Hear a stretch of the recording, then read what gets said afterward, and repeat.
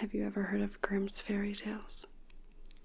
You've heard of the traditional stories of Rapunzel letting down her hair and the prince climbing up and saving her, or The Princess and the Frog, where the princess kisses the frog and he turns into a prince. That's not how those stories actually originated. There's more than 30 short stories in here, but I'm going to read one that really stuck out to me. I'm not sure if you guys know the actual story behind Rapunzel, but I'm going to read that to you guys right now.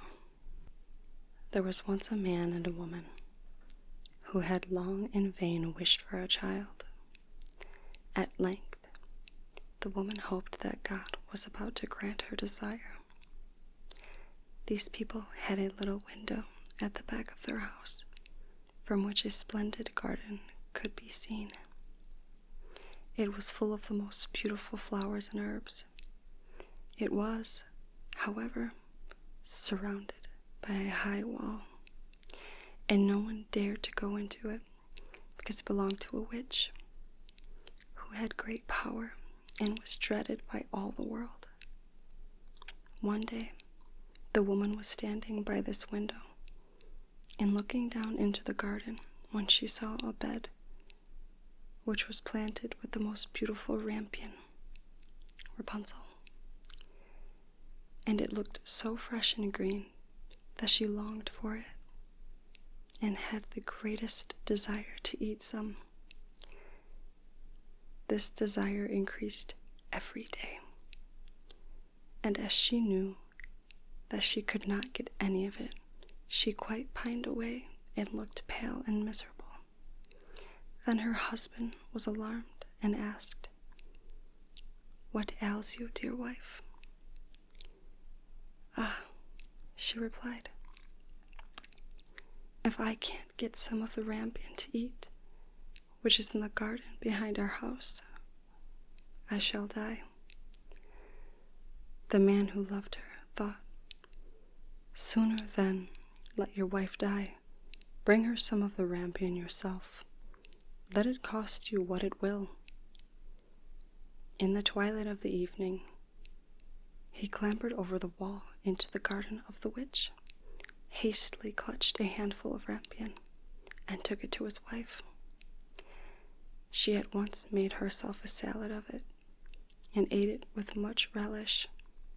She, however, liked it so much, so very much, that the next day she longed for it 3 times as much as before. If he was to have any rest, her husband must once more descend into the garden. In the gloom of evening, therefore, he let himself down again. But when he had climbed down the wall, he was terribly afraid, for he saw the witch standing before him. "How dare you," she said with angry look, "descend into my garden and steal my rampion like a thief? You shall suffer for it." "Ah," answered he, "let mercy take the place of justice. I had to do it out of necessity. My wife saw your rampion from the window and felt such a longing for it that she would have died if she had not got some to eat." Then the witch let her anger be softened and said to him, "If the case be as you say, I will allow you to take away with you as much rampion as you will. Only I make one condition. You must give me the child which your wife will bring into the world. It shall be well treated, and I will care for it like a mother."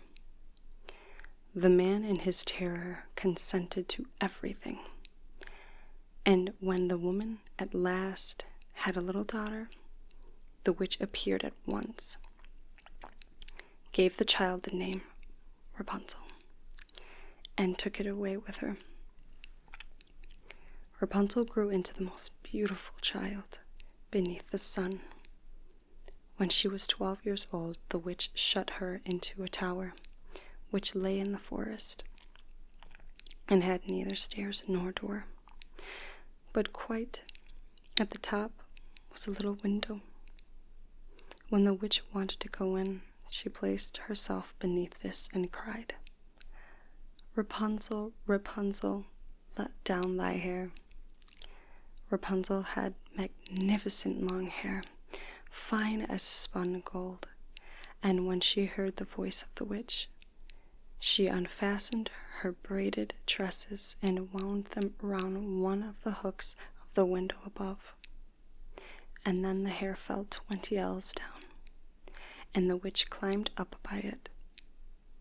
After a year or two, it came to pass that the king's son rode through the forest and went by the tower. Then he heard a song, which was so charming that he stood still and listened. This was Rapunzel, who in her solitude passed her time in letting her sweet voice resound. The king's son wanted to climb up to her and looked for the door of the tower, but none was to be found. He rode home, but the singing had so deeply touched his heart that every day he went out into the forest and listened to it. Once, when he was thus standing behind a tree, he saw that a witch came there, and he heard how she cried, "Rapunzel, Rapunzel, let down thy hair." Then Rapunzel let down the braids of her hair, and the witch climbed up to her. "If that is the ladder by which one mounts, I will for once try my fortune," he said. The next day, when it began to grow dark, he went to the tower and cried, "Rapunzel, Rapunzel, let down thy hair." Immediately the hair fell down, and the king's son climbed up. At first Rapunzel was terribly frightened when a man, such as her eyes had never yet beheld, came to her. But the king's son began to talk to her quite like a friend, and told her that his heart had been so stirred that it had let him have no rest, so he had been forced to see her. Then Rapunzel lost her fear, and when he asked her if she would take him for her husband, and she saw that he was young and handsome, she thought, "He will love me more than old Dame Gothel does." And she said yes, and laid her hand in his. She said also, "I will willingly go away with you, but I do not know how to get down. Bring with you a skein of silk every time that you come, and I will weave a ladder with it. When that is ready, I will descend, and you will take me on your horse." They agreed that until that time he should come to her every evening, for the old woman came by day. The witch remarked nothing of this, until once Rapunzel said to her, "Tell me, Dame Gothel, how it happens that you are so much heavier for me to draw up than the young king's son. He is with me in a moment." "Ah, you wicked child," cried the witch, "what do I hear you say? I thought I had separated you from all the world, and yet you have deceived me." In her anger, she clutched Rapunzel's beautiful tresses, wrapped them twice round her left hand, seized a pair of scissors with the right, and snip, snap, they were cut off, and the lovely braids lay on the ground. And she was so pitiless that she took poor Rapunzel into the desert, where she had to live in great grief and misery. On the same day, however, that she cast out Rapunzel, the witch in the evening fastened the braids of hair which she had cut off to the hook of the window. And when the king's son came and cried, "Rapunzel, Rapunzel, let down thy hair," she let the hair down. The king's son ascended. He did not find his dearest Rapunzel above, but the witch, who gazed at him with wicked and venomous looks. "Aha!" she cried mockingly. "You would fetch your dearest, but the beautiful bird sits no longer singing in the nest. The cat has got it, and will scratch out your eyes as well. Rapunzel is lost to you. You will never see her more." The king's son was beside himself with grief, and in his despair he leaped down from the tower. He escaped with his life, but the thorns into which he fell pierced his eyes.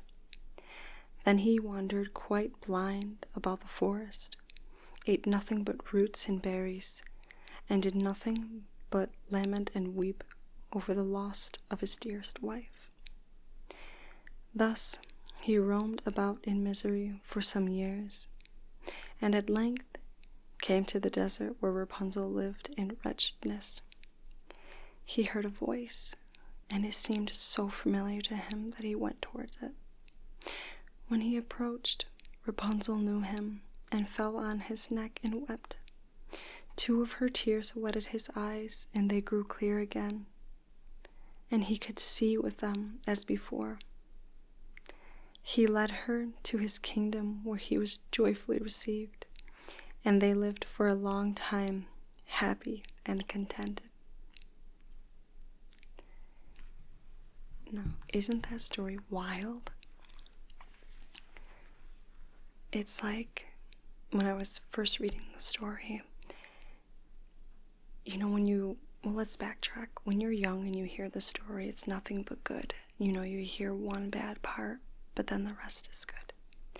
And this climaxed so many times, like from good to bad to good to bad, or I should say from bad to good to bad to good to bad to good.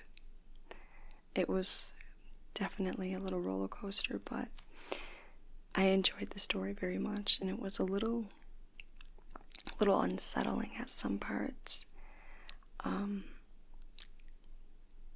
I appreciate these stories. Like, I love the old folklore and the old fairy tales, the original, that little creepiness to them. I enjoy that a lot. If you guys enjoy that, let me know and I'll read some more. But I really do enjoy this stuff. Let me know what you think about Rapunzel, the original compared to now, I guess. That's all I have for you, and I hope you enjoyed. Have a good night.